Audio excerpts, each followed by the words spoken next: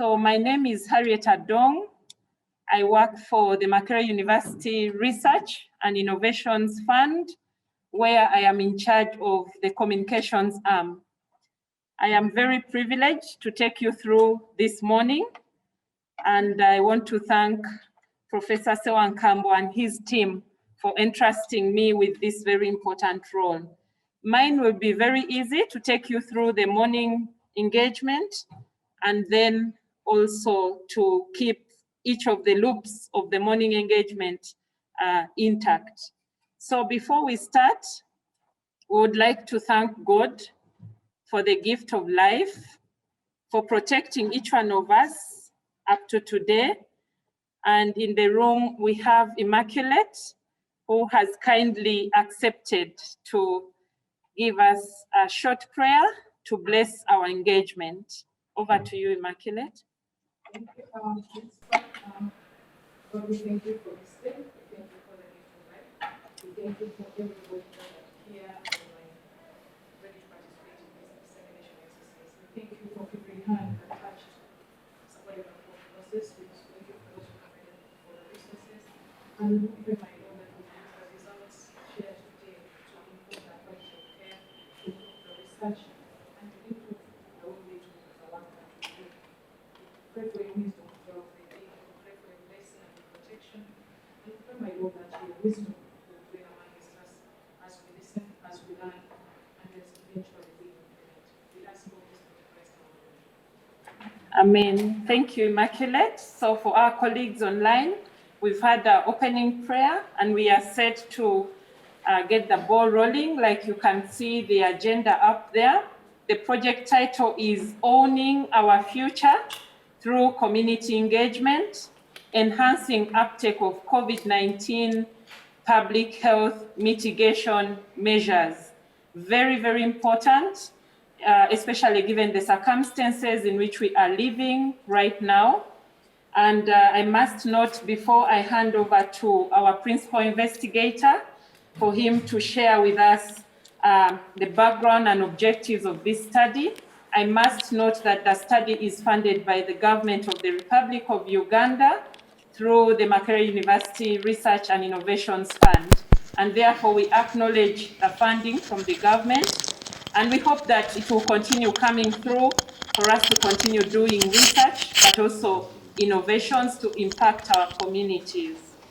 So, ladies and gentlemen, I'll not read through the agenda because it's just projected on the screen, but allow me, with a lot of honor, to request our principal investigator, Professor Sewankambo, to come and give us an introduction to this project, but also share with us a bit of the background and the objectives, and take us through what led for us to undertake this study before we go into the different presentations. Thank you so much, and we look forward to a very engaging morning. And please keep with us. If there are some colleagues and friends and relatives who have not logged on, please text them and let them log on, and let's learn together. Let's come on and learn together, given the COVID-19 pandemic. Professor Sewankambo, you're most welcome. And thank you once again, participants.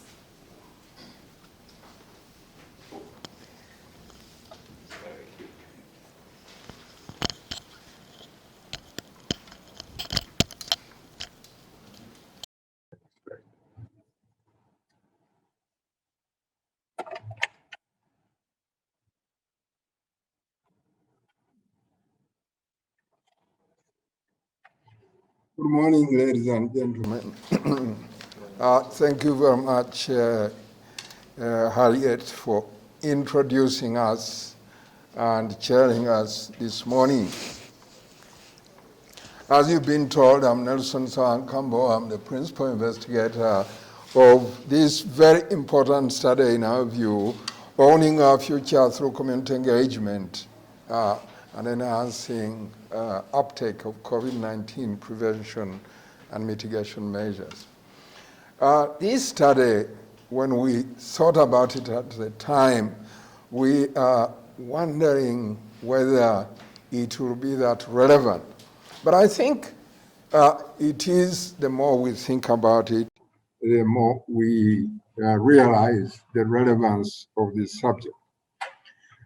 Today couldn't be a much better time to make the presentation from our study. Why do I say this? Because we all know that in this country, we've just come from the second lockdown because of phase 2 of the pandemic. And as I watched the news yesterday, and I saw in the papers this morning, I was actually dumbfounded. People have been in a lockdown, and the lockdown was, as it were, lifted much of it, although some aspects are still there. And I saw pictures on the television and in the papers this morning of crowds of people in town, on Namirembe Road, for example. And I really was struck as to where we are heading to, whether we shall soon not have a third phase because of the people crowding in those places. Moreover, many of them, if not most of them, not wearing masks, for example. And I started wondering where this country is headed in the near future. Let me also tell you right from the beginning that we were a bit over-enthusiastic when we were designing this study. We didn't quite realize what it would take to deliver this entire project as we had designed it, both in terms of time, in a context of a pandemic, and also the other resources besides time that are required. Other resources, of course, mainly being financial, that would impact on our work. Our agenda today is as shown, and I'll also not go through it again. So, Uganda government, when the pandemic started early last year, it was an emergency. It was feared to be a crisis. And immediately they implemented a top-down approach, telling the public, telling the communities as to what to do. There was hardly any time to engage communities so as to empower them, both or the individuals as well as their communities, so that they can own their future and take charge of their health and social well-being. The future belongs to all of us.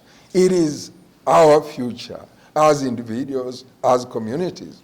But there wasn't that kind of engagement that would empower people to actually appreciate this idea of owning their future. There were anecdotal reports early in the pandemic from social media, for example, and other public media, and implementing agencies, that the community perception on the public health, the public health measures that were announced by government, they were not taking them as seriously as one would have expected.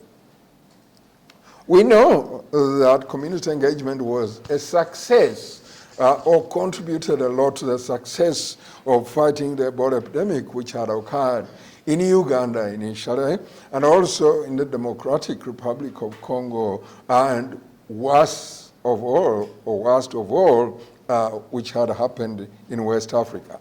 Community engagement was very important in mobilizing people and getting people to be at terms with the epidemics and therefore contribute to stopping the epidemic. The impact of community engagement regarding the COVID pandemic, of course, was not known anywhere around the world, because this COVID pandemic, this was the first time that the world was faced with a COVID pandemic. And therefore, there was no experience whatsoever around the world how much and how important community engagement would be in fighting the epidemic.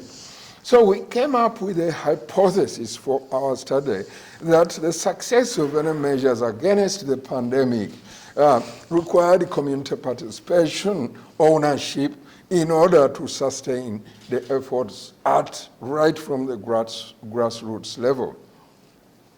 So the study aimed to assess the impact of community engagement intervention implemented through a mixed methods community-oriented trial that was to assess the acceptance and acceleration of uptake of the prevention measures against COVID, particularly to vulnerable populations in the capital city, Kampala. The study objectives were three. One was to ascertain, first of all, the prevailing attitudes and perceptions towards the COVID mitigation measures, both at the individual and community response, to the new social norms that we are all being asked to follow. And then, of course, to assess the short-term economic impact at the community level. Having assessed the attitudes and perceptions, we would go on to the second objective, that was to develop and implement a community engagement intervention for enhancing uptake of the intervention measures. And finally, that we would evaluate that intervention of community engagement in terms of its achievements regarding stimulating uptake of these measures. So these were the three objectives that we set out to undertake. The study methods. I'll talk briefly about the study methods, but as my colleagues come also to give the results from our study, they'll also go back a little bit and give you some more details to really give you the context in which those results were obtained. So, first of all, this was a mixed method study design with three main components, which align very well with the objectives that I just went through. So, first of all, in phase one, we planned to do this mixed method study evaluating or as a baseline before we implemented the intervention that we are going to design. And we did extensively along that lines with phase one. And phase two was to design the intervention of community engagement. And I should say that because we are looking at community engagement in the fight against COVID, we ourselves in our study, we needed to demonstrate or to integrate community engagement into the study that we are doing. So we worked very closely with community so that we could co-design the study, we could collect the data together, and so on and so forth.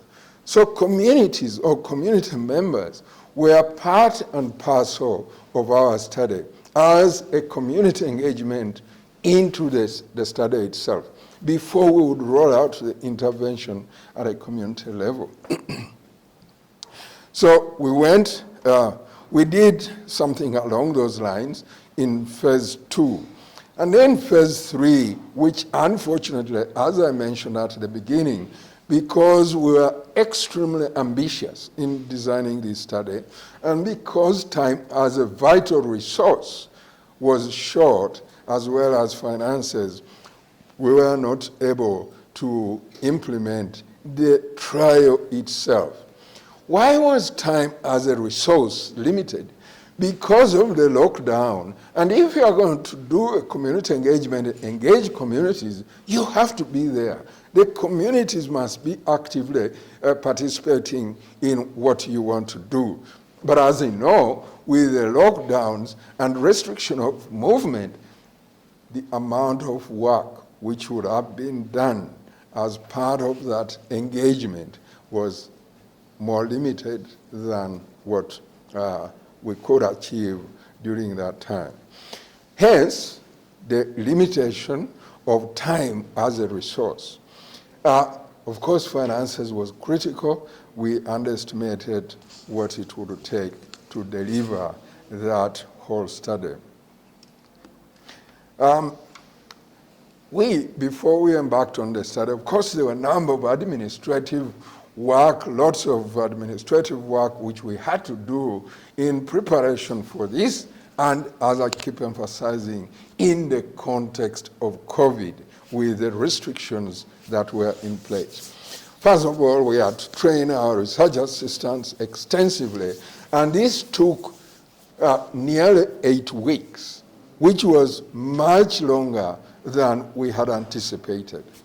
And this was, by the way, a daily exercise. It isn't like we did one day a week and another day in another week, but every day training the research assistants. And that was very important. And we believe, we have reason to believe, that maybe our project did the most extensive training of the research assistant, so that they get to terms with what the project was about. Of course, ethical approval also took a little longer than we expected, again because of the constraints that the pandemic imposed on them. Planning for the project was a major issue, and we developed a number of tools, which tools are still available and could be used in other studies. And we did do some pilot testing of those tools. And finally, we interacted with policy people at the government, the local governments, the divisions of Kampala where we work, in order to get them on board with the ideas that we are intending to carry out. Let's start at sites. This is a busy slide, but I'll briefly say that we went to villages and parishes in Kampala city, in the 2 divisions of Kawempe and Nakawa. They had a mix of planned environments. Some of them were semi-planned, and there were many unplanned. And of course, at the end of the day, what we wanted right from the beginning is actually to study more of the vulnerable populations. How are the vulnerable populations coping with this pandemic, and the intervention, how will the intervention work? The LC1s of those areas were agreeable to participate, for their communities to participate in the study. The overwhelming majority of housing structures, areas that had structures which were mainly commercial, were excluded. Even those where the majority of residences were slum dwellings, because of certain considerations regarding security and so forth, and also where the overwhelming majority were well-to-do people, and those kind of environments where we excluded them. Sometimes, when we did the reconnaissance before we started the study, in some environments you find that people are not at home most of the time, and again, those who are not included in our study, and so forth. Let me say a little more about the study sites. Nakawa divisions, where we took 5 parishes from there, and also Kawempe, we took 8 parishes, which is a total of 13, and these are the names of the places or the parishes where the study was done. And the map is to show you the locations of those places. We did data collection, and there was a lot of preparation around data collection. And at this point, I would like one of my colleagues who was very much involved in the data collection to say a few words about data collection before we proceed. So, Dixon will tell you more about data. Yes. Oh, it was mine. Thank you so much, Prof.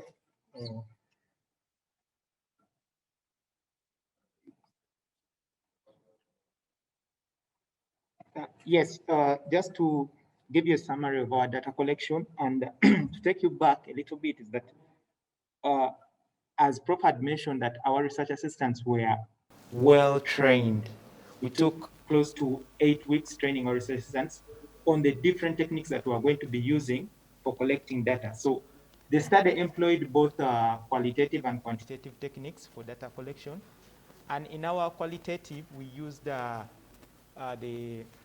household conversations, which is one of the unique techniques, and the research assistants were properly trained on this technique on how to collect data, and it was very interesting.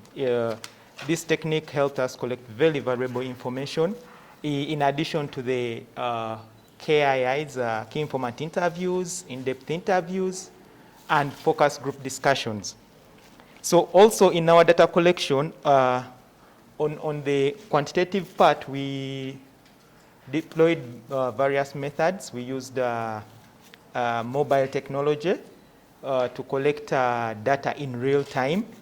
For the survey, we provided our research assistants with tablets, mobile devices, and they would go to the field, collect the data using the tablets, and then upload it on the cloud server, which was the data then downloaded in real time on the data center, our data center that we had set up.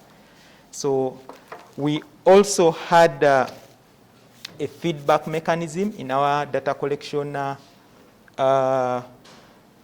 In our data collection, and since we are dealing in tough times, in a pandemic, and on top of working within a pandemic, we had elections that were coming. So there were a lot of moving parts, and the two divisions that we're working in were highly charged, if I may say. So there were a lot of moving parts. So we employed a feedback mechanism, which was in form of daily debriefs, and this helped us to properly strategize for our data collection, readjust in real time, and then address any upcoming issues. So that also helped so much in our data collection. We also trained our participants on critical observation. As they were engaging their participants, they were also observing.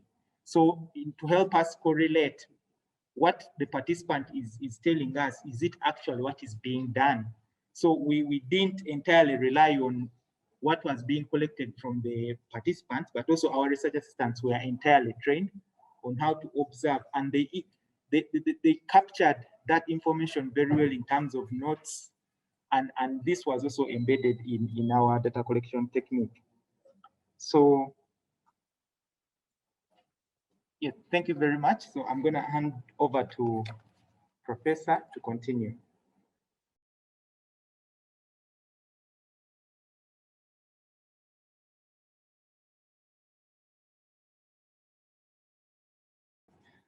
So, data collection, you have had some statements about data collection. We do have, and she has stepped out, I don't know where she's disappeared. Rachel Nisima is supposed to give us a pictorial to show you, to give you a sense of what really happened in the field.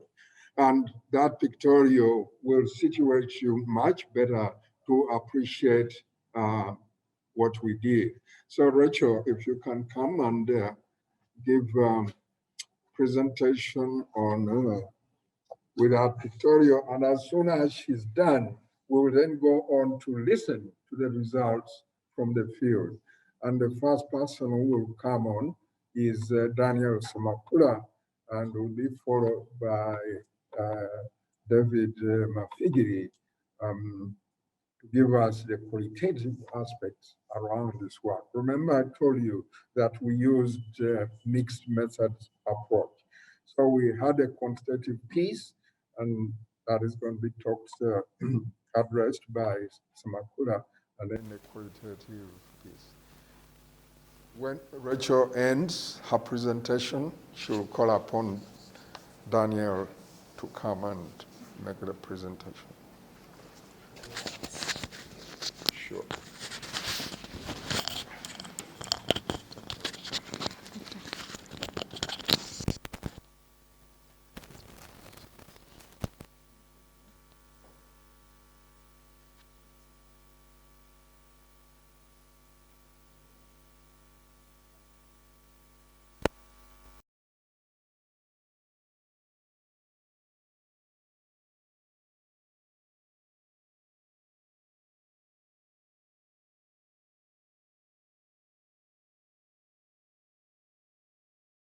Online and to those present here, my name is Nisima Rachel, and I'm the communications person for Thrive program here at College of Health Sciences.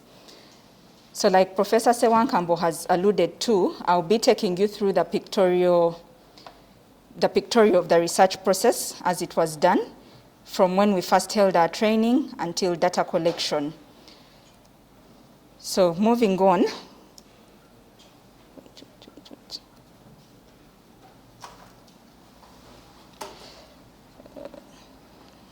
It has frozen. Okay. So the agenda for this pictorial is brief. I'll be showing you setting the ground for research, where we had the distribution of PPEs and the training. Then I'll take you through the sequence of events as the training unfolded. So first and foremost, like has been alluded to by Professor Sewankambo, we had a training of researchers which spanned a period of 6 weeks. And this was done from Mesau House at Naguru. And these trainings were done by different people. Like we can see in our first frame, Professor Sewankambo teaching the research assistants. Then we have Dr. Katamba, and we have Dr. Daniel Semakula. So these research assistants were taken through various topics of training in order to equip them with the skills and knowledge that they needed to collect their data while in the field. So this is just a brief of the training as it happened. Then we also had a phase where we had to test all the research team for COVID-19 in order to ensure that they were safe before going to the field and during their field work. So this testing was done for over 30 people. That's the research team and the team of the Secretariat. And it was done basically to ensure that everyone was safe and free from COVID.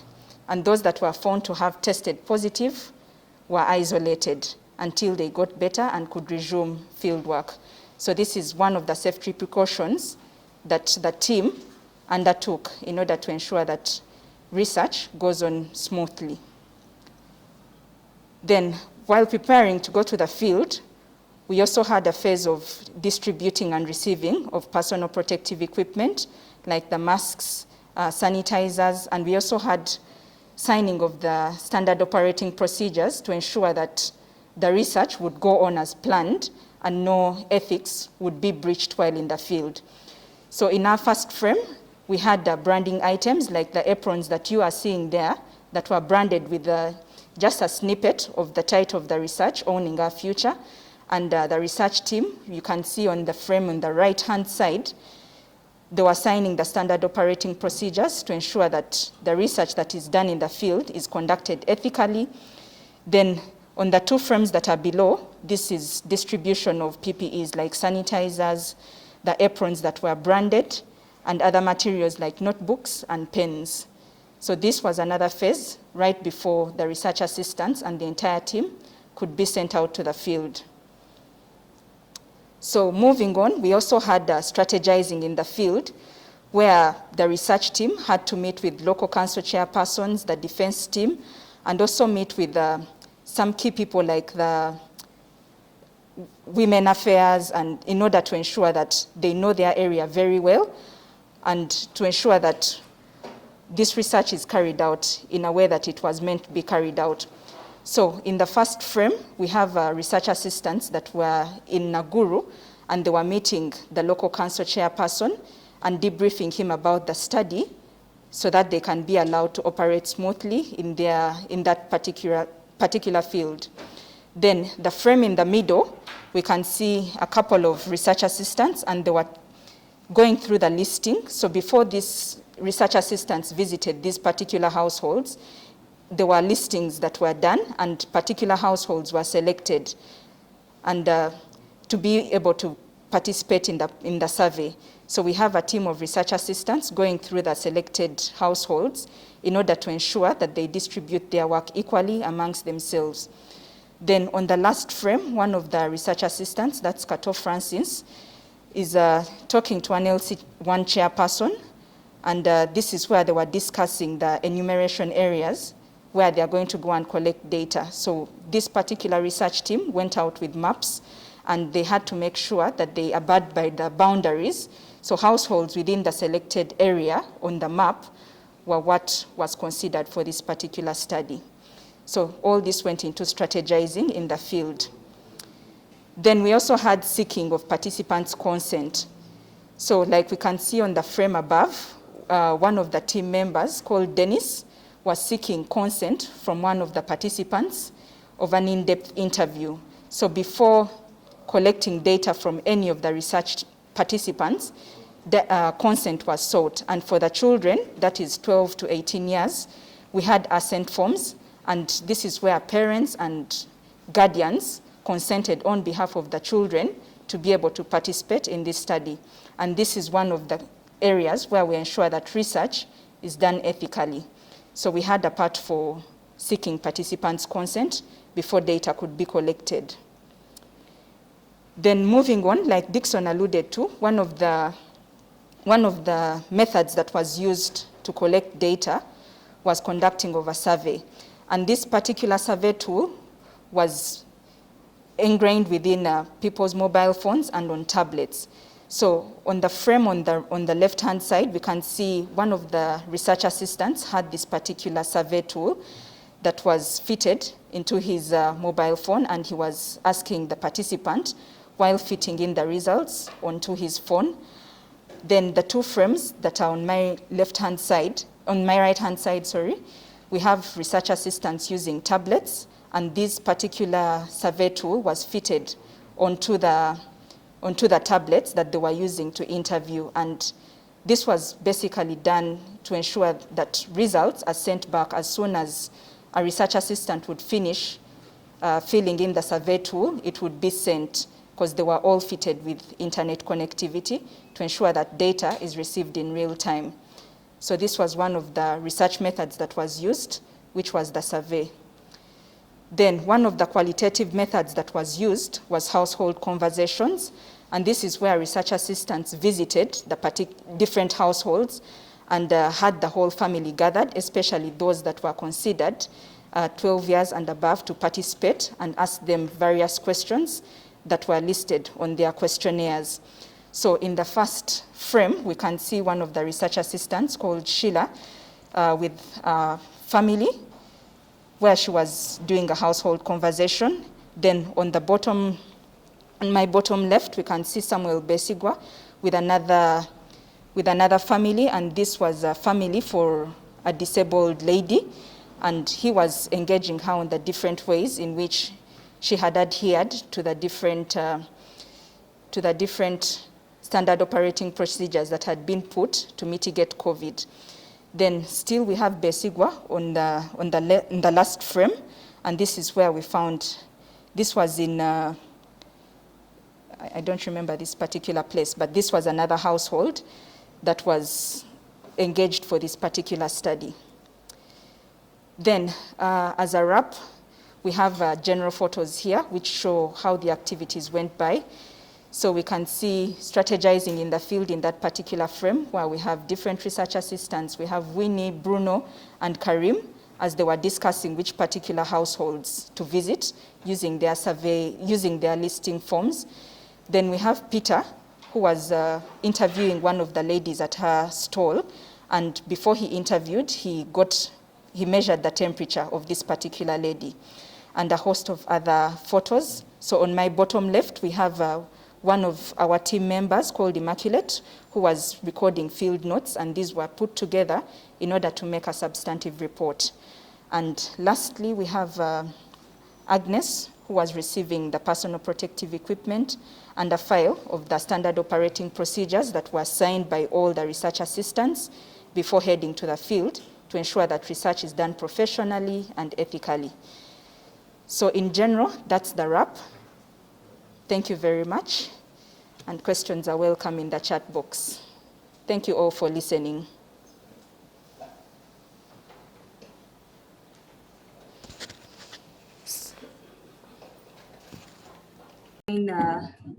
Members, it's my pleasure to introduce Dr. Daniel Semakula. So Dr. Daniel Semakula was a co-PI on this particular project, and he led the quantitative arm of this particular project.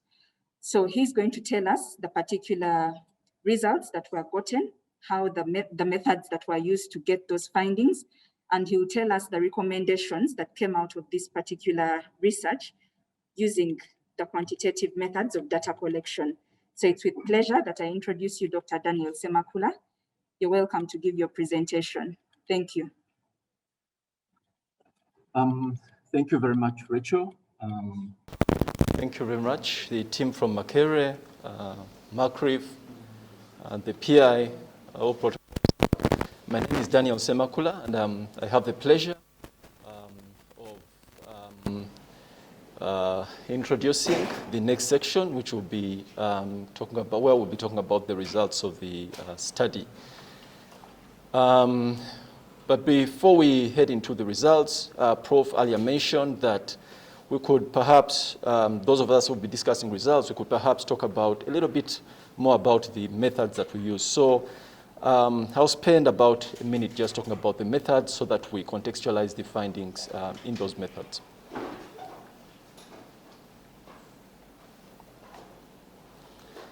So I'll be talking about the quantitative part, and my colleague David will talk about the qualitative part. So overall, we used multi-stage sampling based on guidance from the World Health Organization's expanded program on immunization vaccination coverage. They have a cluster survey reference manual. That's the one that we use to do the sampling, as guidance for the sampling. We included parishes, villages, or segments where the villages were very big. We segmented the villages and included households as well, using probability proportionate to size methods. We created sampling frames with lists of all villages and parishes in the two divisions. We randomly sampled 6 and 9 of the 17 and 22 parishes in Kawempe and Nakawa divisions, respectively. At the next stage, we randomly sampled villages in each parish, creating lists of parishes in each divisions and villages in selected parishes, followed by a selection of random sample of those. As I mentioned earlier, large villages were subdivided into smaller segments using this was achieved using aerial maps from Uganda Bureau of Statistics. Selection of households, we undertook an extensive process of mapping and listing of all households in the study area. Given the design of the study, we needed to make sure that these results are really representative of the area that we're studying, and doing this really required that we undertake methods that are worthy of that process. So we did something like a mini census in those divisions where we were documenting, mapping, and listing all households in the area of study, and that helped us to create a sampling frame from which we sampled. Our target was about 30 households per village.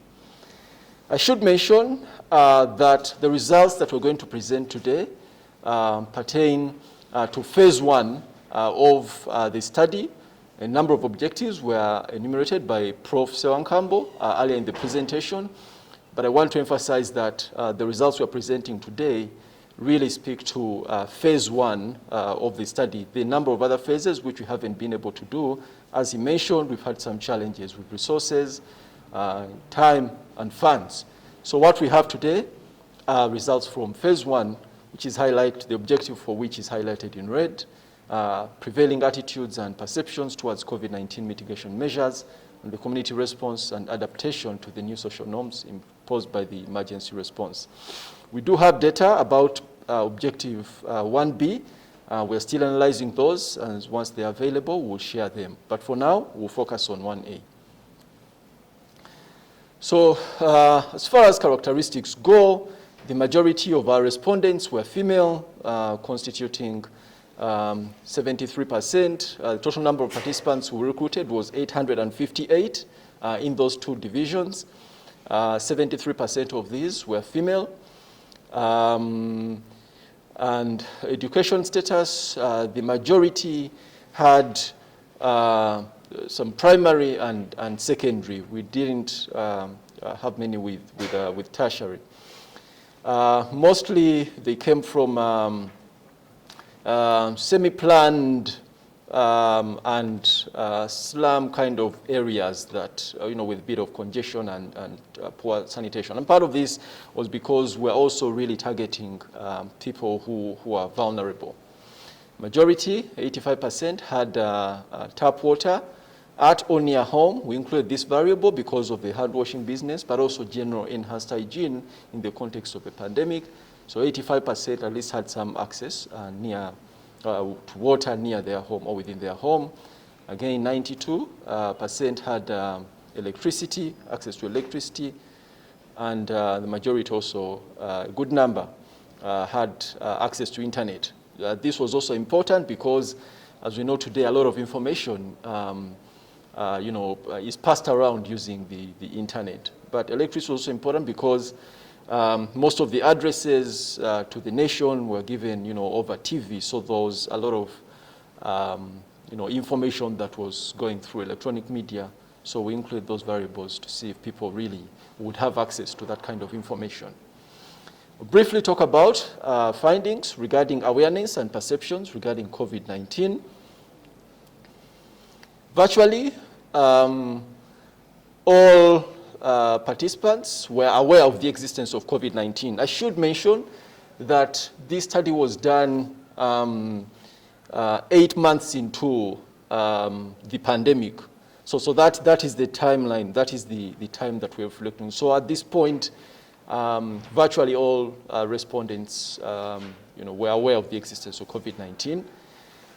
We assessed for awareness of measures for reducing the spread of COVID-19. And we asked respondents to mention measures they were aware of or which they had heard of, and what we have displayed, the proportions of respondents that mentioned each measure. For example, use of face masks, 768, which is 90.5%, mentioned face masks. 87% mentioned hand washing, 68% mentioned social distancing, and a number of other measures that I have enumerated. So overall, this slide really shows a picture of respondents who are generally, who had some appreciable degree of awareness about the mitigation measures. We also assessed if people were aware of the steps that government was taking to reduce the spread of COVID-19. Again, similar to the previous slide, we asked respondents to mention steps they were aware of that government was taking, and this could provide some indication as to whether people really were getting the message that was coming from government. And about 83%, that's 699, mentioned government was advising citizens to stay at home. That was followed by provision of free masks to citizens, distribution of food to the vulnerable, opening testing locations, curfews and lockdowns, disseminating information, and so on and so forth. Similar to the previous slides, we see a population that has some really appreciable a degree of awareness about the steps that government was taking regarding COVID-19. In terms of root access to information, person-to-person communication among friends or relatives constituted the most common way, most common route for passing on information. Mainstream media, television, radio, and newspapers came next, followed by social media. As far as sources of information go, about 40% of people mentioned, hearing information directly from the president. That was followed by relatives, friends, government officials, health workers, religious, local leaders, and religious leaders in that order.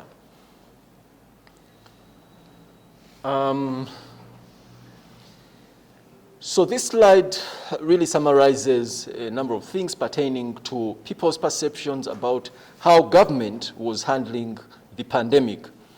And from here, we can see that only about 30% of respondents believe that government, to a large extent, maybe I should mention that what is in brown on the left side pertains to a very large extent or a large extent, and what's on the right pertains to small extent or a very small extent on the extremes. And what's in the middle were those who mentioned to a moderate extent or who are a little bit neutral. So from this we can see that only about 30% of respondents believe that government, to a large extent, is able to provide enough support to households suffering from the effects of the pandemic. And about 29% reported believing that government had met expectations and fulfilled its promises regarding COVID-19. So the number of questions that we asked: is government able to provide enough support to households? Has government met your expectations regarding COVID-19? Has government fulfilled its promises? Does government have enough resources to handle the pandemic?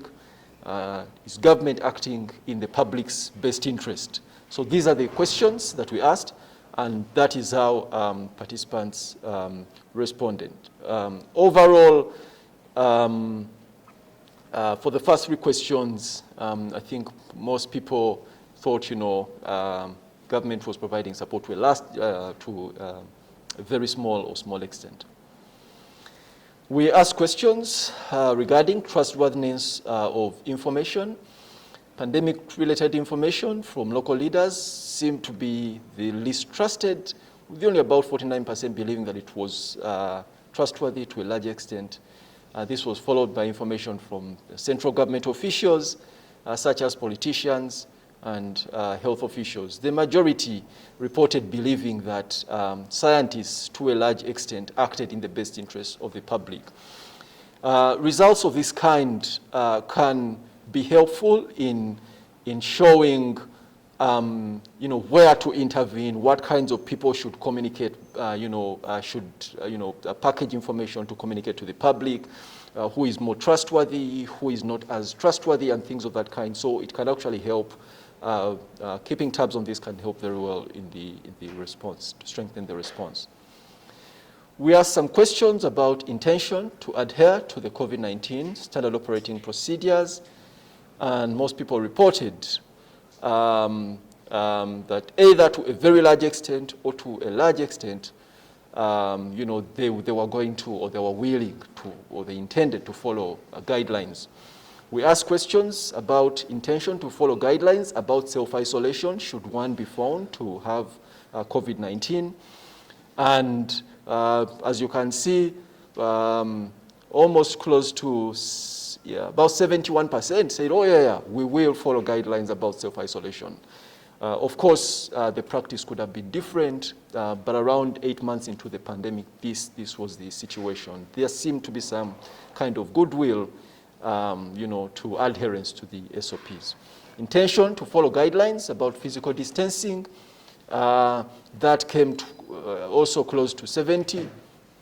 Guidelines about wearing masks, that was even higher, going over close to 77%, saying, they, to a large extent, or a very large extent, would be willing to follow guidelines about wearing of masks. Of course, as Prof mentioned earlier in the presentations, you have also witnessed that, adherence to this has actually been challenging, despite people having mentioned that they would actually adhere. Intentions to follow guidelines about hand hygiene, similar to the previous one. We asked some questions about likelihood of accepting a COVID-19 vaccine, and I would like to put an addition here that the question was phrased as, should it be found to be effective and safe? And so what we have here is that the majority were actually quite enthusiastic about taking the vaccine, should it be found to be effective and safe, with at least 63% mentioning that they were likely or very likely to take the vaccine. Of course, observations might be different, and with the influence of social media and all these false claims about dangers of the vaccine, and among other kinds of disinformation could have affected this. But at least the picture shown here is that there was initial willingness to take up the vaccine. We'll briefly go into self-reported behaviors regarding the public health mitigation measures.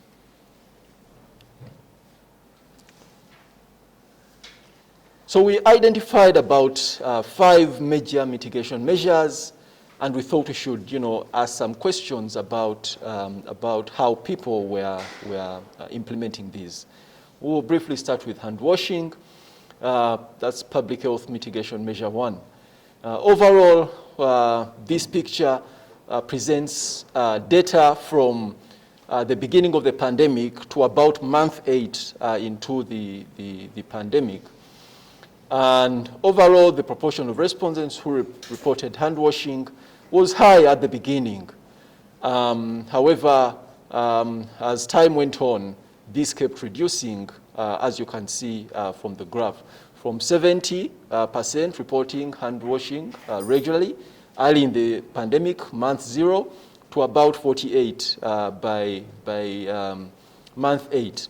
For reference, so that you have good bearing, month 8 was around November, December 2020. So this was around at that time, and campaigns were also ongoing. The largest drop was seen in the last 6 months of the study period. Some questions about consistent wearing of masks as the other public health mitigation measure. Initially in the pandemic, fewer people reported wearing of masks, but that increased for the next 3 months, over the next 3 months. But we also noticed that it then started reducing by around month 8, November, December. Some of you who observed, you might actually have observed that people were no longer wearing masks. That was the period of the campaigns. And so mask wearing had actually started going down. Avoiding physical greetings. This is public health mitigation measure 2. Participants reported avoiding physical greetings. And that was high initially in month 0 of the pandemic. But that, went down over the next few months from about 70 at month 0 to about 58 by month 8. So again, we see trends in people sort of giving up or not implementing, not adhering to the mitigation measures. Avoiding public gatherings. Again, similar to the previous slide, there seemed to have been a lot of enthusiasm at the beginning, but as time went on, people seemed to have slackened a bit, so that by month 8, the proportion of people who reported avoiding public gatherings reduced from close to 90 in month 0 to about 50 by month 8. We asked some questions about non-essential movements during curfew. Again, as you can see, much as this remained really, really low, by month 8, about 16% were reporting participating in non-essential movements during curfew hours. But just like the rest of the public health mitigation measures, early in the pandemic, very few people, about 6%, were really, reported moving around. But this number kept increasing over time, and it had risen to about 16% by month 8. Briefly switching to observed behaviors. As my colleague Dison mentioned, much as we asked about the reported measures, we're also interested in observing. It's one thing to get a report from someone, it's another to actually observe whether that which is being reported is in fact being implemented. So we'd made some observations during data collection. And we identified three mitigation measures about which we thought we should observe. So, and that was hand washing. We did some observation about hand washing, about wearing of masks, and physical distancing. And the slide presented before you summarizes those issues. For observed hand washing, that is slide A, part A of the slide, top left-hand corner. The yellow are those who were not washing hands, who are observed to not be washing hands when an opportunity actually presented itself. For example, they had touched something, they had visited the latrine, they had greeted someone. The opportunity was there to wash hands after doing that, but they did not, or they were not able to for one reason or another. So those are the observations that we made. Again, you can see that close to 80% of people were observed not to be washing hands by month 8. Moving on to the right side, wearing of masks during the visits. Again, we observed this issue. In blue, we have those who did not wear masks. In green, those who wore them and wore them appropriately. And maroon are those who wore them but did not wear them appropriately. Those are the people that would find wearing them on chins, putting them on foreheads. So we made some observations about how people were implementing the masks. Again, similar and in keeping with the slides that we've seen before, that we presented before, 80% by month 8 were actually not wearing masks at that time. The last one at the bottom is observed physical distancing, with red being those who were observed not to be social distancing when an opportunity and space were available. So again, you can see close to 60% were not observing social distancing. In gray, those who observed and they used 2 meters and more per the recommendations. Yellow, those are the ones where social distancing was not applicable. It's a small space and they didn't have space to social distance. But pink, those are the ones who social distance but less than 2 meters. So these are observations that we made. And this should be the last slide. We also looked at some factors. Again, this analysis is not complete, but we looked at some factors about which we had some hypotheses, and this is what we found. So we wanted to assess for factors associated with those behaviors, the observed behaviors. So observed hand washing, we looked at gender, neighborhood, marital status, education, religion, satisfaction with government response, risk perception regarding acquiring COVID-19 or death from COVID-19. And for hand washing, none of those seem to be crudely associated. For observed use of face masks, we found that gender was associated with observed use of face masks. Surprisingly, females tended to be more associated with not using face masks.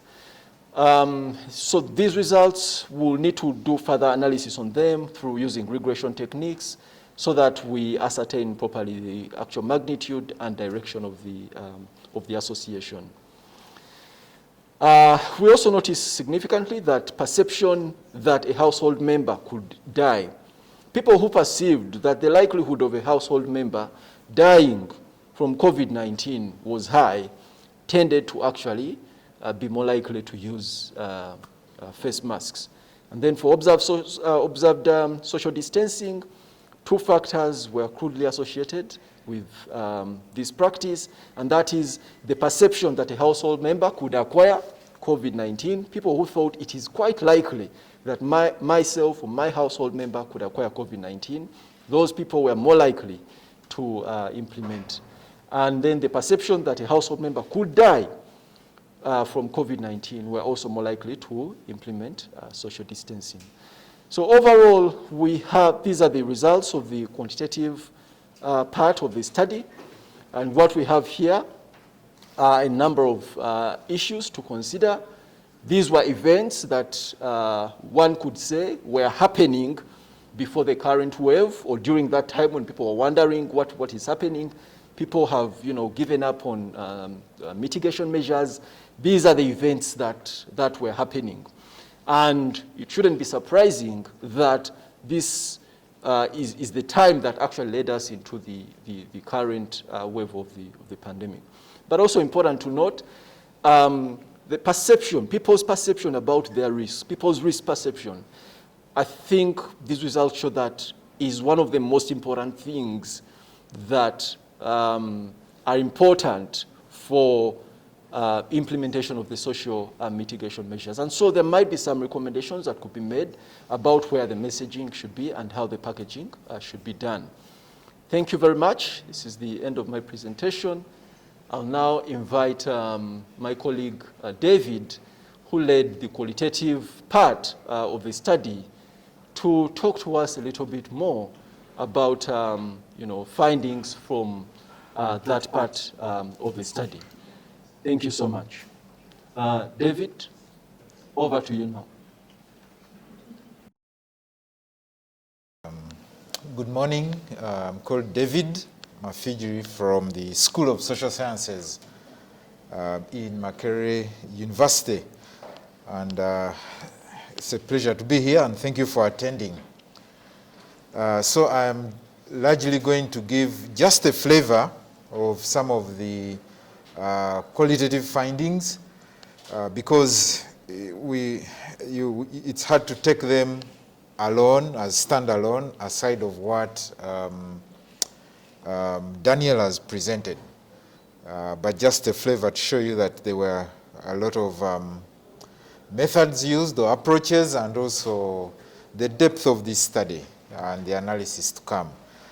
So as has been mentioned, it was a mixed methods study, which means there were both some qualitative methods as well as the quantitative surveys you've listened to.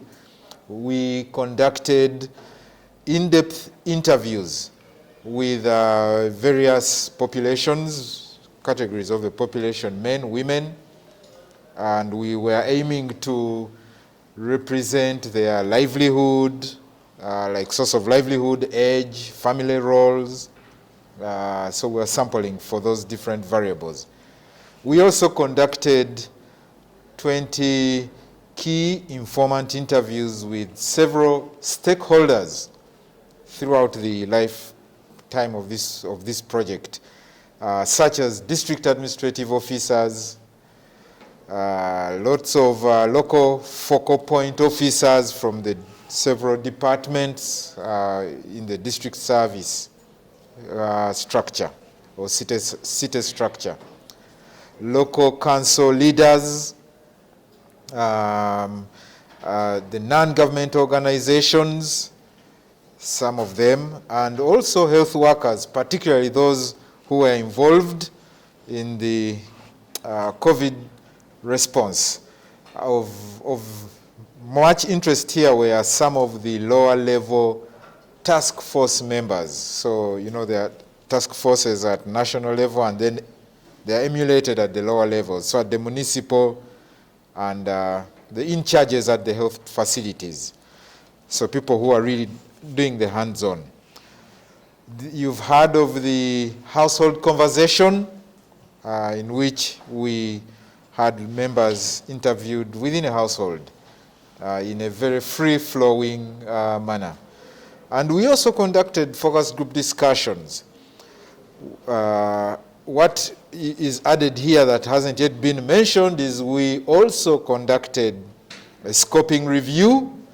We still conduct it, it's ongoing as the pandemic unfolds, in which we review both official government records, records from the popular media. You've heard of social media, you've heard of the print, you've seen some of those results. Gray literature, different reports, NGO reports, and as we continue, some published literature. So, okay, good, thank you. So I just click. Thank you, sorry.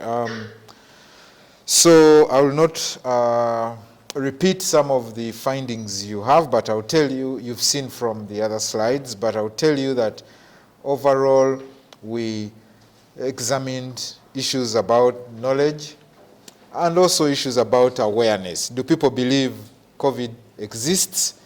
Are they aware of some of the different aspects when you think of disease outbreaks? You know, what are the causes? Is there a treatment? How can you prevent it? So we examined several aspects, and I'll give you just a flavor of some of the findings. So what is most interesting with pandemics, outbreaks, disease outbreaks, is that they come with a lot of misperceptions, and also the newer, quote unquote, when it is an emerging or a new infection, it also comes with a lot of perceptions. But of course, many of them are misperceptions, as we found out. And regarding COVID-19, at the time that we conducted the study, it was clear that several community members did not appear to express a lot of fear, or did not think that it was severe. The severity, what they discuss about the severity of the pandemic. And similarly, our findings show us that they were not really considering themselves to be susceptible to being infected. So a lot of findings where people discuss the disease is for the elderly, it is for people who are traveling, it is for some elite. In the context, we highlighted that this is an urban area, and we went to divisions that have some of the most vulnerable populations. So while they were in the city, we know that they consider themselves, they really are not elite, majority of the people. So similarly, there were community members, particularly among the youth, who do not perceive themselves to be at high risk of contracting COVID. When you put this story together, you will have heard from Daniel that we found associations between, the behaviors that people are practicing. And we think some of these behaviors could be explained by the perceptions of susceptibility, or if you get infected, the severity of the disease. Of course, at that time, it was clear that we had not yet had, during the first wave, the magnitude, the prevalence of the disease wasn't as high. I need to point out here that at the time of the interview, there were no vaccines yet for the COVID-19. So one of the perceptions that we found people discussing a lot were about the biomedical options, vaccines or treatment. Is there a vaccine? Is there a treatment? And these misperceptions about vaccines included, or treatments, many community members who believed that traditional home remedies were just as effective or maybe quite good. Similarly, a lot of people believed in faith-based practices, religious practices, and consider them to be effective for treating COVID at that time. But also those who believed in biomedical options, it was clear at the time from our view, from our interviews, that they did not consider them to be as effective. So lots of people discussing options, different types of drugs they were buying or hearing about. And that was well before COVID-X. So we know that a lot of people were discussing local, traditional remedies. In the popular media, there was a lot of discussion about the use of various spices or ingredients. There was so much about one retired colonel who had a lot of messages that he advised about using local remedies. So some of these were very common. So I say here that whereas at the time of the interviews, there was no authorized vaccine by then, it was interesting that community members raised questions about the presence of a vaccine and asking questions about, is there a vaccine? Will there be a vaccine? That was very common. And they indicated at times that they perceived the vaccine to be available, but not within Uganda. It's just not within Uganda. So there are people, you don't know, maybe they were hearing about trials that were ongoing and conflating them with it being the actual drug. But the discussions were around, there has to be drugs and they're just not yet in Uganda. It will be interesting as we hope one day to go back to find out now that there's been a vaccine and all the stories that have gone on, what they perceive. What I will add here about the vaccines is, at the time, of course, many of the people expressed willingness to take a vaccine if it was there. So it's interesting to see that we are reading a little bit about hesitancy right now, and we shall keep hoping that we can go back to find out more about why there's hesitancy.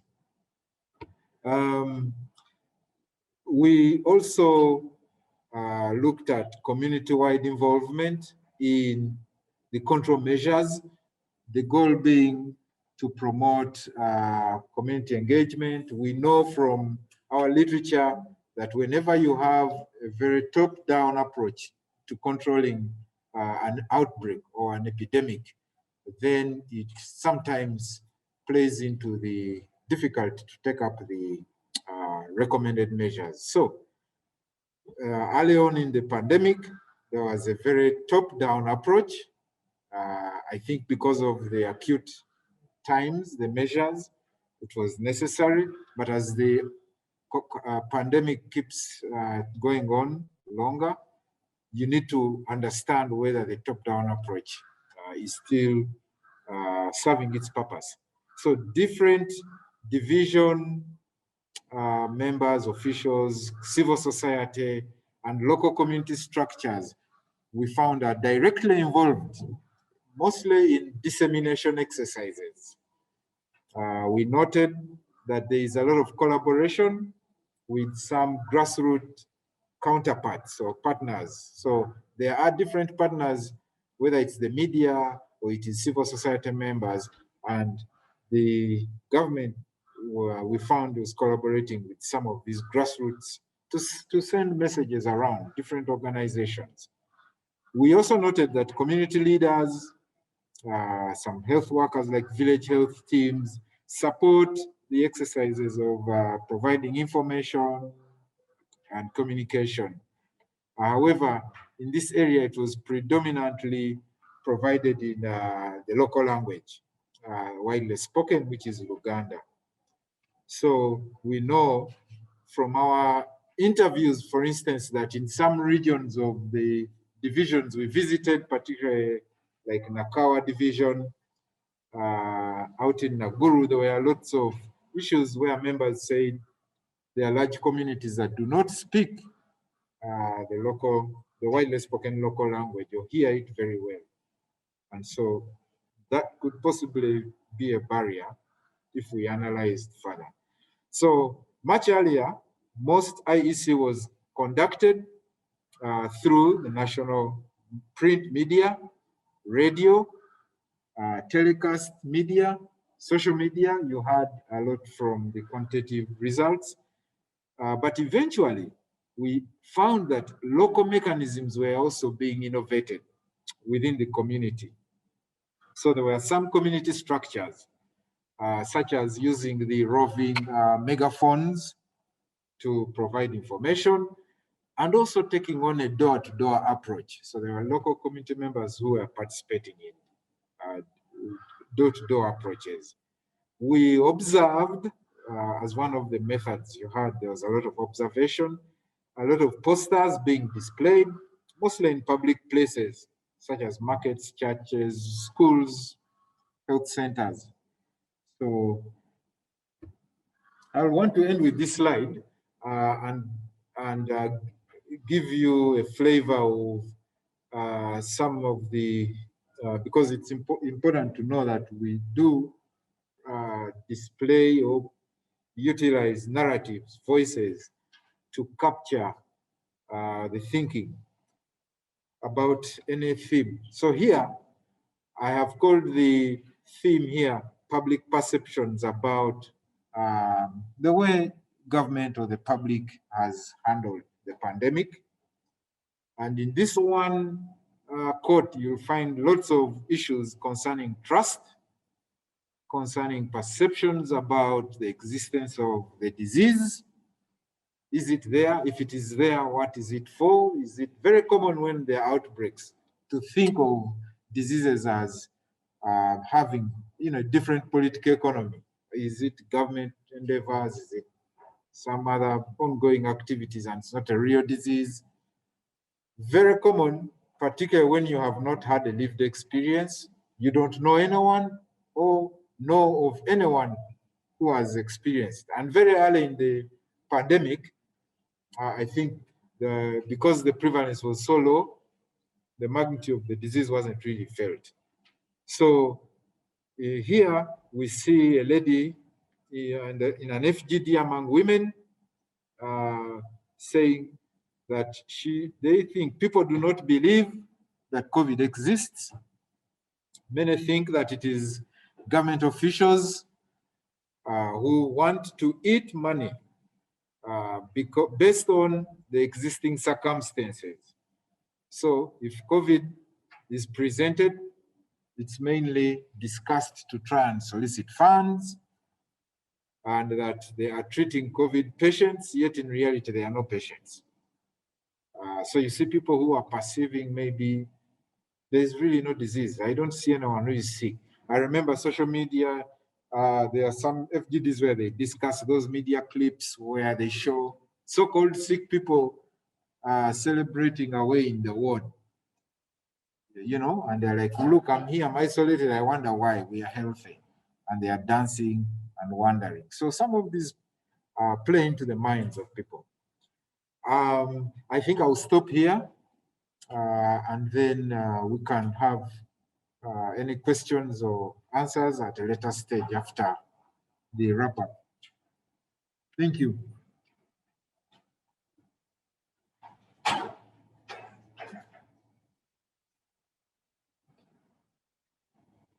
have to sanitize after.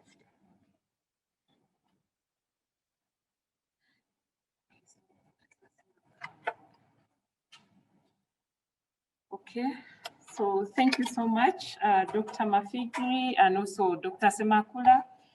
I will quickly have our achievements and lessons learned shared by our principal investigator before we embark on the questions. But participants, please note that our presenters are already responding to some of your questions online. So let's keep the online engagement going. So Professor Sewankambo, lessons learned and achievements, please. Thank you.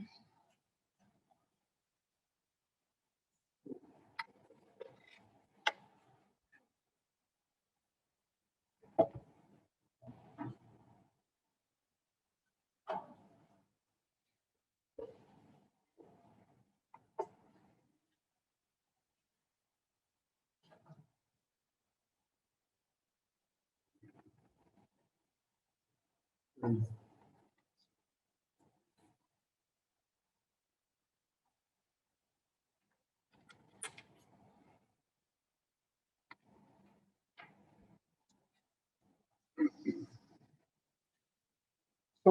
ladies and gentlemen, time is not on our side. I'll try to go through the remaining part of the presentation fairly quickly so that we have some time to discuss or respond to questions. This project, as we sat back and reflected, there were a lot of achievements, and we could have put this in several slides. But here is intended to give you a flavor of what achievements we had. We did assemble data teams that comprised of community members. And by the way, these were multidisciplinary teams. There was, as we mentioned earlier, the intense long training of the research teams, which I must say, the teams really enjoyed the training. And as I realized later, when the university opened, some of the people who had been in the research team were admitted as students to this college of health sciences, doing medicine and so forth.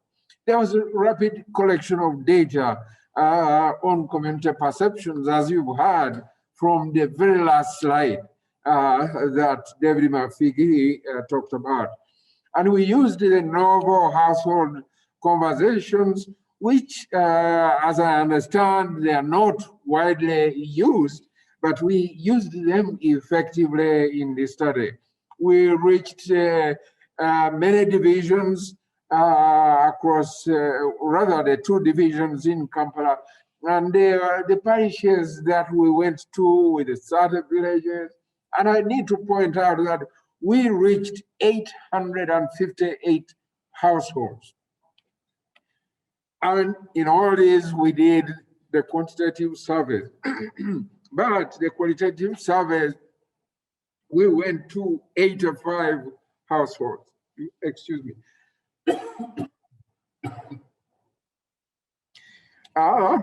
We did involve many different partners from the communities where we work, partners in government, and as you heard again from the last slide, the COVID task forces and so forth. And finally, we were, and I don't know how they got to know, people from Western Kenya. They heard about what we are trying to do, and they were very excited, and they reached out to us and actually came to pay us a visit and hear more about what we are doing. And they want to collaborate with us in moving forward to do this kind of thing on a larger scale across the East African countries, in Kenya, Tanzania, of course. Kenya already, they were there, but Tanzania, Ethiopia, and there's been discussions going on. We did partner with one of the recipient, one group that is the recipient of the Mak-RIF grant called the COVID Press, and trained journalists. We partnered with them and trained journalists to report on scientific or to write scientific articles more properly and have them put out in the media. And the journalists who were trained actually did that. I did emphasize earlier the multidisciplinary approach. It was not just doctors. There were social scientists. The speaker who has just talked to you is an anthropologist pursuing qualitative research. There were people in biomedical sciences and so forth. The project inspired creativity to overcome challenges in research.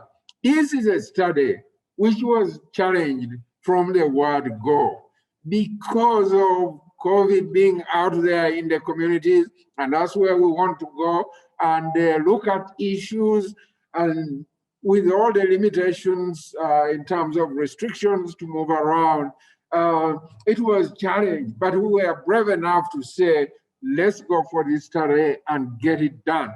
But done it cautiously so that our research assistants and ourselves were not at risk. That's why partly we took much longer in the training to try to get things right.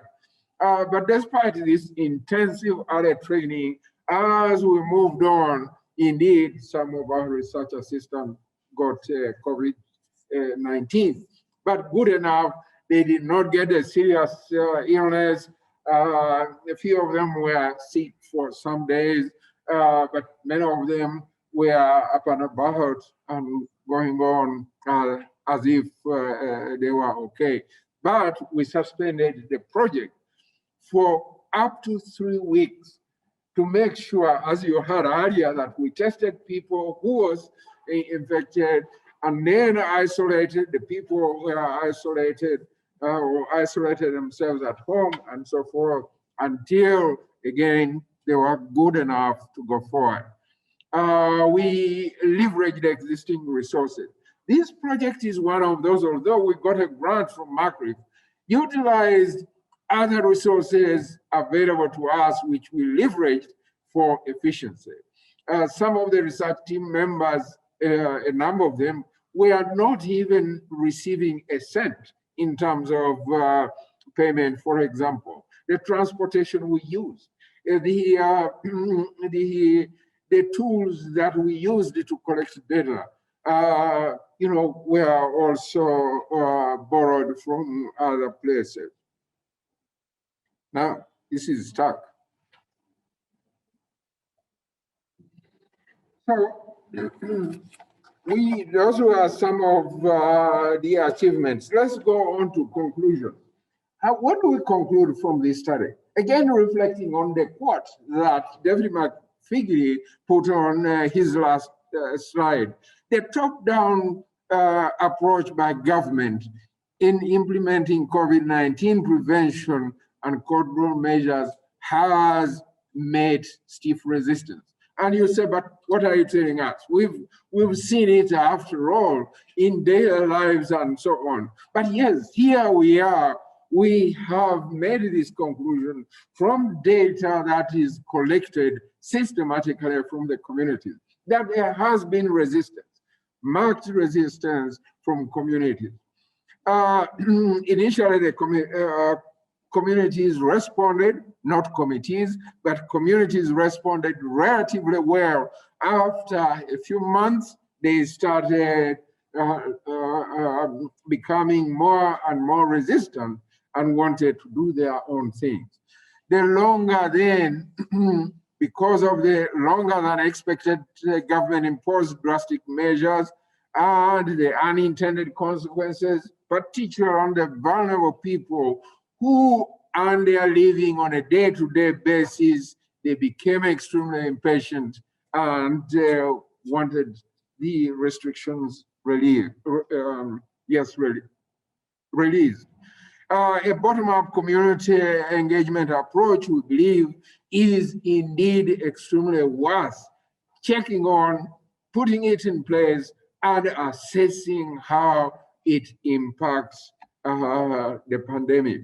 In addition, the public increasingly lost trust in government amid its accusation of perceived corruption. And we say perceived corruption because we don't know whether there was corruption or not. But the public had this thinking that there was corruption in government and government's failure to provide the much needed social protection services to the vulnerable people. The government top-down approach was therefore no longer effective. It needs to be rethought. It needed to be rethought and see what else should be done. We're not suggesting that a government top-down should be gotten rid of, but rather that there should be other things to supplement. Therefore, other ways, including public engagement, to empower people take charge of their lives in confronting the pandemic is extremely important. When we started off this session, I did mention that seeing the pictures on tele yesterday and in the newspapers today, and the kind of crowding that is downtown Kampala Business Center makes you wonder whether people are taking their lives and their future in their hands. There are existing community social structures that we utilize in those communities, and we believe we conclude that these structures could be utilized to achieve community engagement. And the community structures are many. It's the local leaders, influential people in the area, the religious organizations operating there, in churches and mosques, and so forth, and so and more. So we do recommend there's an urgent need to rebuild the trust of the public in government regarding COVID control efforts and programs, including trust into vaccination, which now exists. Because without the public trust, people will not take on the responsibilities that they are supposed to, and also the measures that is supposed to curb the pandemic. We urgently need to mobilize resources. This country needs to mobilize resources. And what do we mean by resources? Leadership, communities, finances. Finances for what? Finances for vaccines, finances for doing community engagement across the nation, for example. This would generate evidence for the importance and the value and feasibility of the bottom-up approach to informing policies. Whereas there are similarities between the Ebola virus disease that we talked about earlier, that when the Ebola virus disease epidemic were raging in the different countries, that community engagement was utilized. But as I emphasized again, that this pandemic is new around the world, and therefore the experience of community engagement has not existed. And we must appreciate the differences between the Ebola epidemic and the COVID epidemic, which make community engagement with the two diseases slightly different from each other. The approaches needed to be different because in the COVID pandemic, coming together as groups of people is a risk factor, which was not really the case with the Ebola epidemic. So there are differences between the two. You just can't say yes because it worked in the Ebola epidemic and therefore COVID epidemic should work. But there are modifications in the approach that need to be thought about. So we've learned some lessons from this study that COVID-19 and the experiences have emphasized to us the importance of having inclusive social protection mechanism. What do you mean by a social protection mechanism? That the people who are most vulnerable, in fact, there needs to be some programs to support them to be able to move through the pandemic. For example, those people who earn income on a daily basis, they live from hand to mouth on every day. I mean, if they are not working for a week or longer, then they are in trouble. What kind of social protection measures can be put in place? Those earning their regular salaries and continue to earn them, of course their income is coming in, and therefore for them, they can more easily survive in the pandemic. The prolonged public health and social measures had greater than expected unintended consequences on the vulnerable people. Greater than expected and unintended consequences. Leveraging existing community structures was very important for us to achieve what we achieved, and therefore we think that this can be achieved at a larger scale. The pandemic provides an opportunity as a turning point, that this should be a turning point to clearly demonstrate the importance of community engagement in addressing critical social services and any other health issue other than simply COVID. That getting the communities involved and mobilizing them so that they own their future. As we titled our study, we own our future, and therefore we need to be responsible for that. Lockdown resulted into increased domestic abuse, as we have heard even in the media, with negative implications to children and women. Children, we know they are getting pregnant, which was an unintended consequence with the social measures. And also, the gender-based violence is reported commonly. The importance of the university getting out there to the community. This was one of the most pleasant things that we had people say in the community, that the university coming out to the communities and talking to them, trying to find out how they are and how they are coping, they found that extremely important. And so they loved Makerere University even the more. And of course, the people or the government that gave us money to get out there. And they said, we were the first group to go and talk to them and find out how they are getting on in this pandemic. Integration of community engagement in research during a pandemic. Remember, we are doing research and we tried to integrate community engagement in our work. It takes effort. It takes careful thinking about. And therefore, as we test community engagement in the trial, that even takes a greater effort. There are significant budgetary implications that needed to be included in the research plan, including a robust training curriculum. There are things that we didn't think that we should actually include them in the budget. And here we are, we got to doing the business and we are confronted by those. And a very simple one, for example, simple on the surface, but difficult to implement, is testing our research teams for COVID infection. We never budgeted for it, and we are not allowed to spend money testing the research assistants. But when the first one got infection, we thought we should test them. So, and there was a lot that went in regarding this issue. Not just testing, but providing social support to these individuals and so on and so forth. So, it takes quite a budget to implement this kind of work.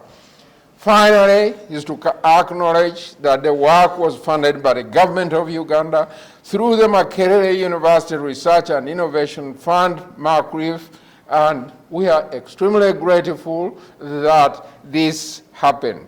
And we cannot do anything less than imploring our own government to continue putting more funds into research, because it has innovated people and it has shown how Makerere can be creative and get involved in activities that we thought they would take a back seat.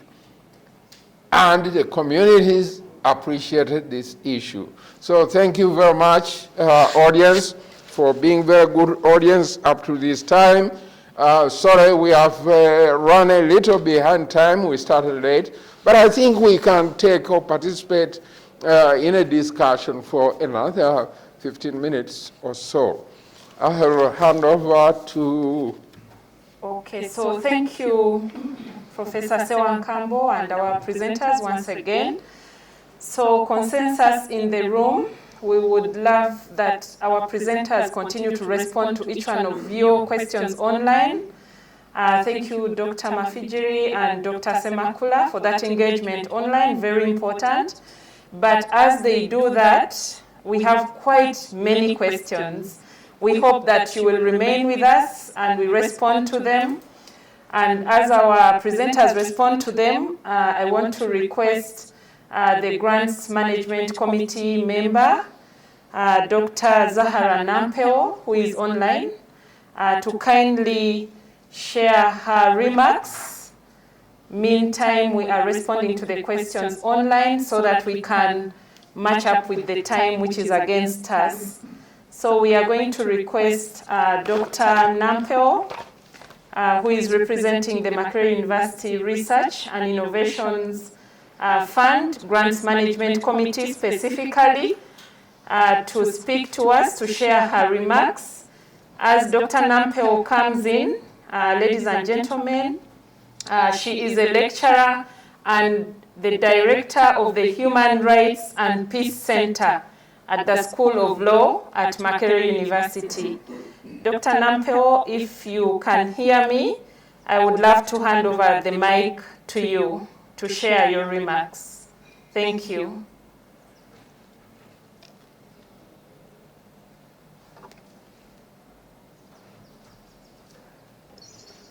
Thank you very much,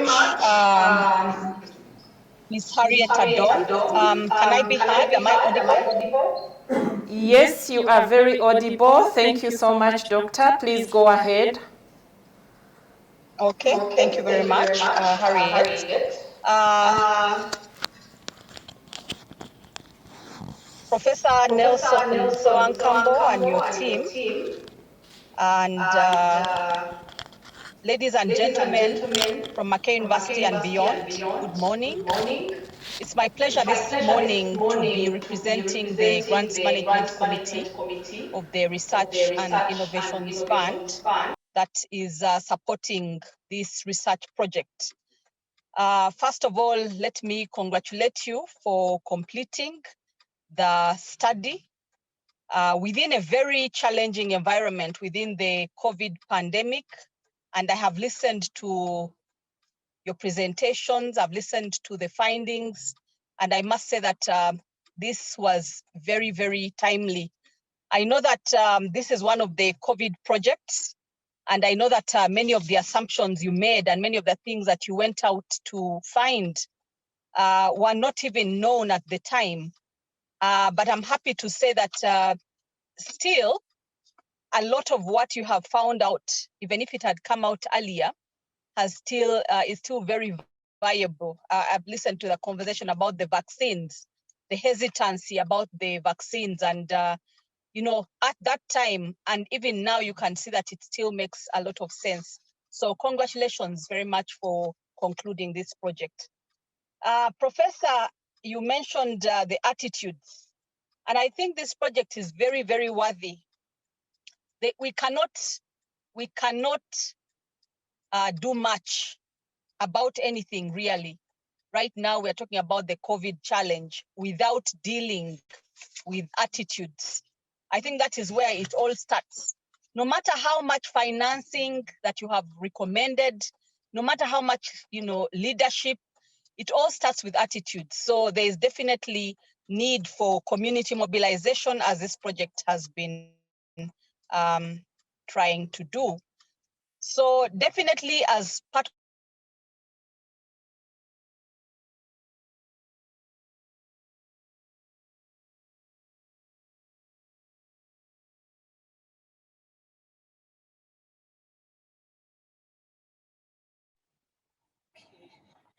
Dr. Nampeo, we seem to have lost you.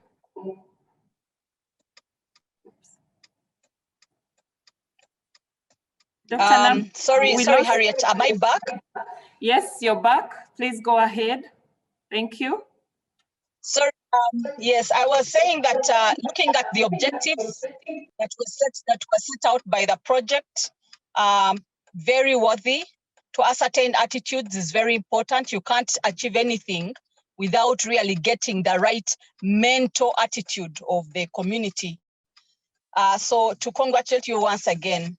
I'm also happy, and I would like to congratulate you on the comprehensive data collection methods. I listened to the different methods that you use, the qualitative and the quantitative, and reaching out to 858 households is not something small. Thank you also for taking the precautions to keep the team safe, to do the testing for the team. That is something that as the RIF, we do, as much as we want to support research, we also don't want to endanger our research subjects as well as our research teams. So to say a little bit about the Research and Innovations Fund, we started the RIF in 2019, 2020. And as we implemented the RIF project, in came COVID in 2020 and realized that we had to come in and respond to some of the issues that the COVID pandemic was, had put before us.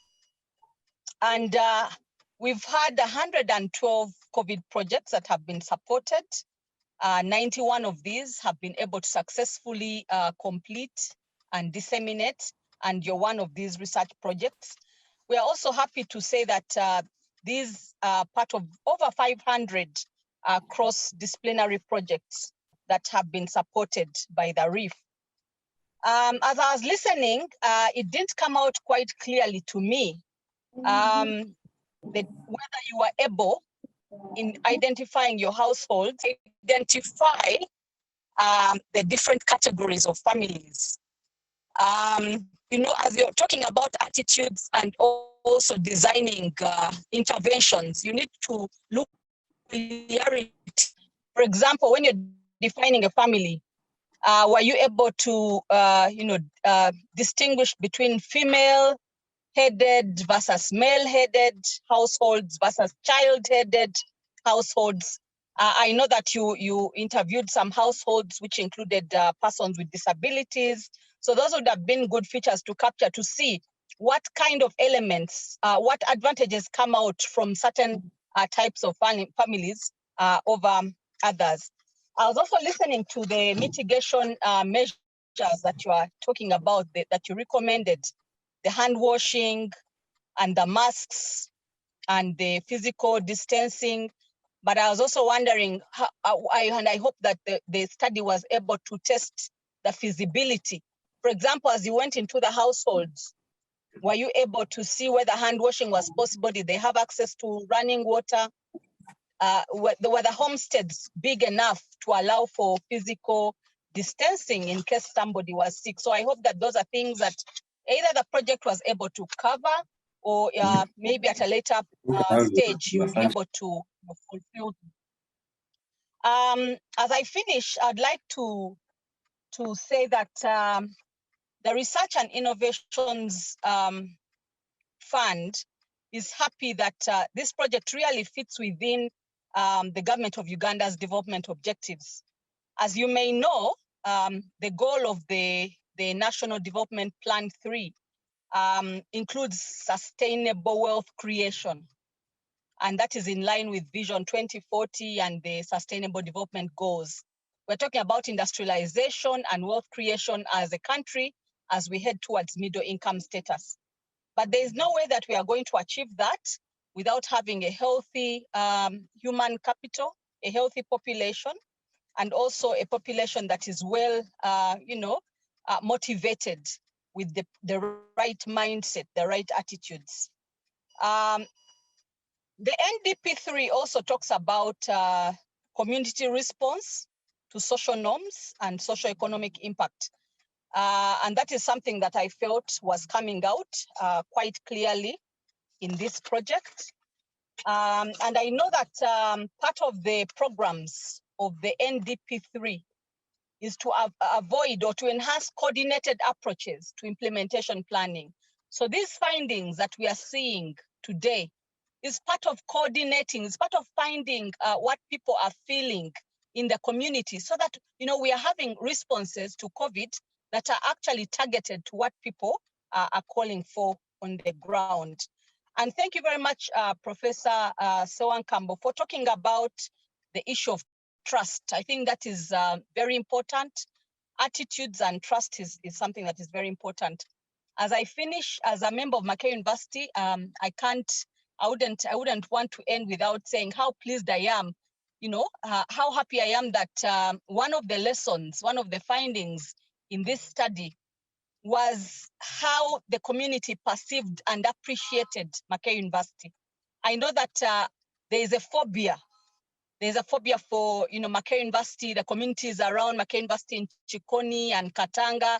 There's always that phobia about entering the ivory tower.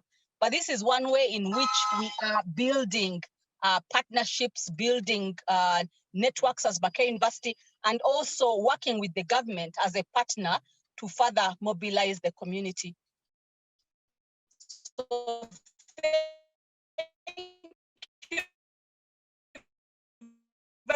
very much for this, Professor Nelson. And I'd like my remarks to an end by congratulating you once again and for completing the project. And hopefully we shall be able to read the findings in a hard copy report. Thank you very much, Harriet, and thank you once again to the team. Okay, thank you, Dr. Nampeo. Thank you so much for those remarks to the team. And we are now back to our questions. Thank you, Dr. Nampeo, for representing the Research and Innovations Fund, specifically our chair, Professor William Bazeyo. We look forward to additional funding from the government of Uganda and continuing with research and innovations. So, dear participants, we would like to request that we go beyond the hour of 11 o'clock, a little bit more, so that we get some of your questions that have not been responded to before we conclude this engagement. So with our presenters, either Dr. Semakula or Dr. Mafijiri, I have the microphone available. If you have some of the responses verbatim, you can come and do so that we conclude this. I request that you don't log off, please stay with us so we respond to some of the questions. And in case we don't respond to all of them, we'll make sure we do so and then send them to your various emails. Okay, Dr. Semakula is here. Thank you very much, Harriet. Of your questions that have not been responded to before we conclude this engagement. So with our presenters, either Dr. Semakula or Dr. Mafijiri, I have the microphone available. If you have some of the responses verbatim, you can come and do so that we conclude this. I request that you don't log off, please stay with us so we respond to some of the questions. And in case we don't respond to all of them, we'll make sure we do so and then send them to your various emails. Okay, Dr. Semakula is here. Thank you very much, Harriet. We've done our best to respond best as we can to the questions through the chat. However, if there are any others who, for a reason or another, feel they haven't, we haven't responded to the questions, they could speak out and then we could answer them verbally. I was trying to address one of Kathy Mwesigwa's question regarding, what was the question about? It was, I think it was regarding when the study was done, was conducted. I answered that, but I think she had dropped off. So Kathy, this was a time when the pandemic was actually still raging, and there was quite a lot of community transmission happening. This was November, December through Jan. That was the study period we're talking about of last year and Jan this year. I don't know if there are other questions that we haven't answered. There are questions we haven't answered. I think most of them have been answered. I'm just scrolling through to see.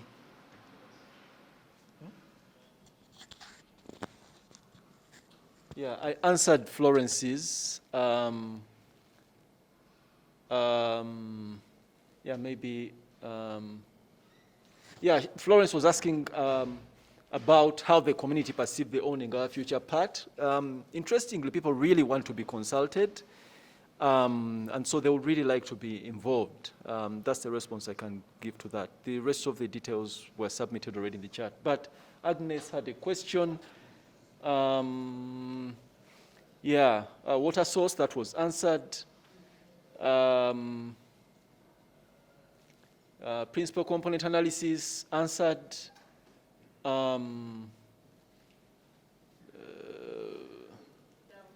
Which ones?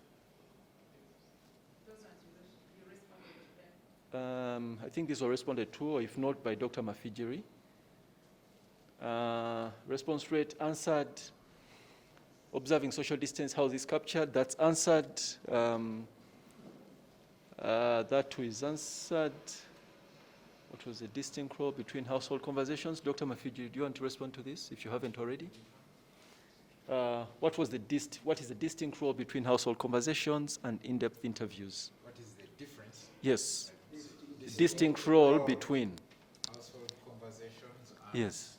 in-depth interviews. Yeah. We feel that the household conversations give us an opportunity to elicit certain type of information freely within the household, and you see them discussing in an almost carefree. So if you have a household and you have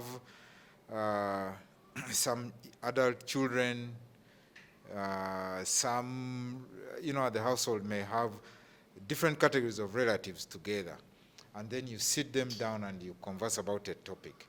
You may generate the same advantages such as in a focus group discussion, except that here you have people talking about their own household, their own experience as they live together. The in-depth interviews could also serve some of that purpose, but for instance, you may not interview two people in the same household. So I could come and interview the head of the household and then maybe the child, but then at some point you want them to be conversing together. I don't know if that helps. The other issue is maybe that sometimes the in-depth interview or the key informant interview, you're looking for certain specific categories of information, either because this person is an expert in an area or has wider experience in that. Yet in the household conversation, you are targeting the way the household lives with this period, in this case, the period of COVID. How are they experiencing it? I don't know if that helps. Any recommendations, particularly for future research in the scope of community engagement? Yes, there was another person also who asked about recommend community engagement studies or community, I think it was Cathy someone. Yes, I think we need to recommend more of such studies and also focus on those areas. Because, of course, unfortunately, when you have a pandemic, the first, or an outbreak, the tendency, of course, is to first deal with controlling it, and most of the studies are largely reacting to something. We don't have those that then following what we now know about the importance of community engagement. How can we study the vulnerabilities of our group communities and how to engage them? And I hope that this can be part of, you would want that community engagement and other such studies are part of a response program, not only the basic science or the public health control measure science, you know what I mean? So yes, it would be nice to conclude, to recommend that. Stigma? Pardon? There's a question about stigma. Did you encounter issues of stigma due to COVID during the study? Yes, yes, we did. Certainly, we did, and I think I don't think at first it was considered to be as stigmatizing until you are interviewing and realizing that as some either family members or community members learn the awareness, learn about the transmission modes, for instance, then you see people, lots of people being stigmatized. Yes, so yes, that's true, is my short answer to that one. I think that's it with the questions. Yeah.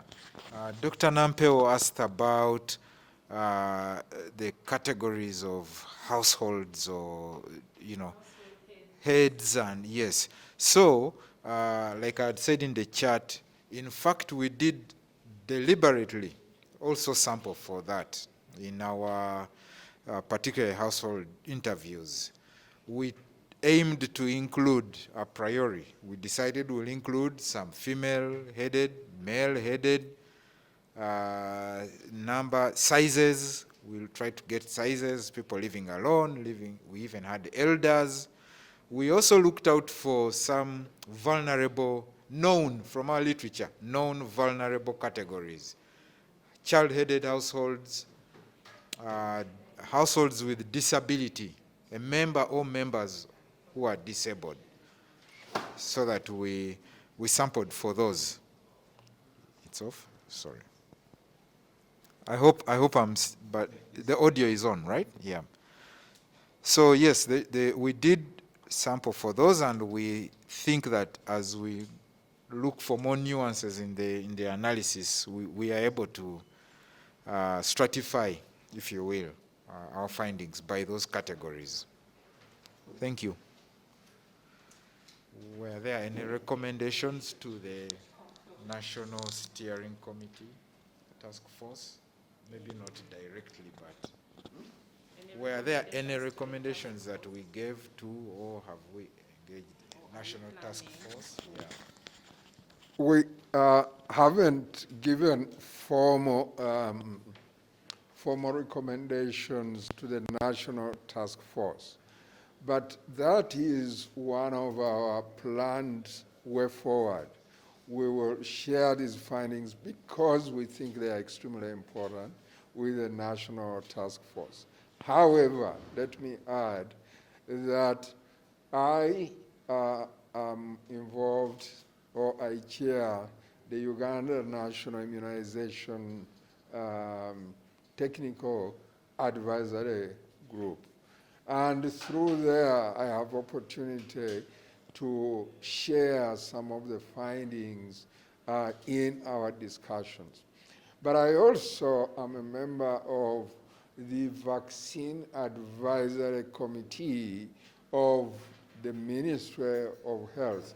And you've had a number of people, some people from that committee addressing the public.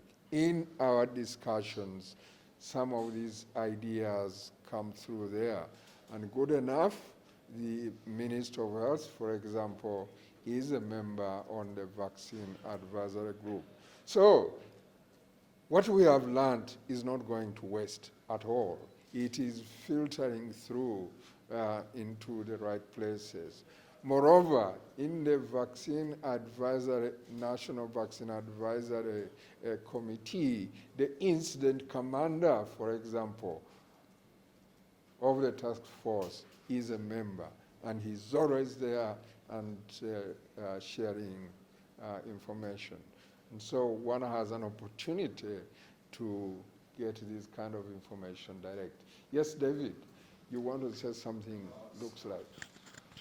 I was going to share a slightly similar but not exact experience, because I also attend or serve or help with the risk communication and community engagement or social mobilization subcommittee of the National Task Force through some of the partners who, so that risk communication, risk committee is managed by partners of the Ministry of Health, UNICEF specifically, oversees it with the Ministry of Health. And so from time to time, they've been very kind to invite an anthropologist throughout all the epidemics that we've had, right from, and the other outbreaks that we do get. So during our communication, we then, those meetings and the technical working group meetings, we then share some of these findings because we have these experiences. And we look forward to providing similar recommendations when they are more formally put together. Thank you.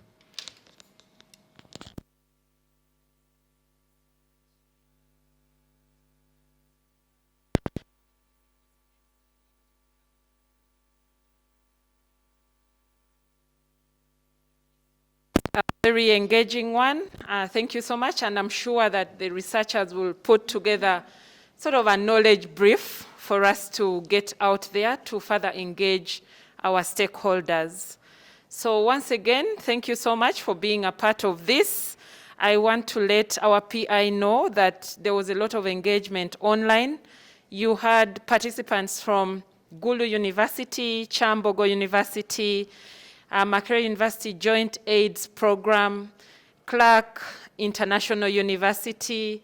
You also had some media houses online, including PML Daily, Uganda Radio Network. We have the Vision Group in the room here, among others. But you also had participants from Mak-RIF University, then, of course, the University of Cambridge, but also Infectious Diseases Institute, Informed Health Choices Project.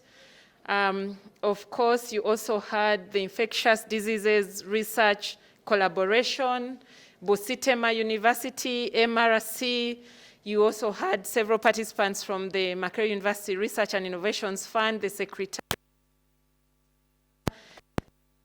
The engagement online has been really, really rich. You also had participants from the Resilient Africa Network, where innovations are budding. You also had several participants from the College of Health Sciences, where we belong. I thought I should,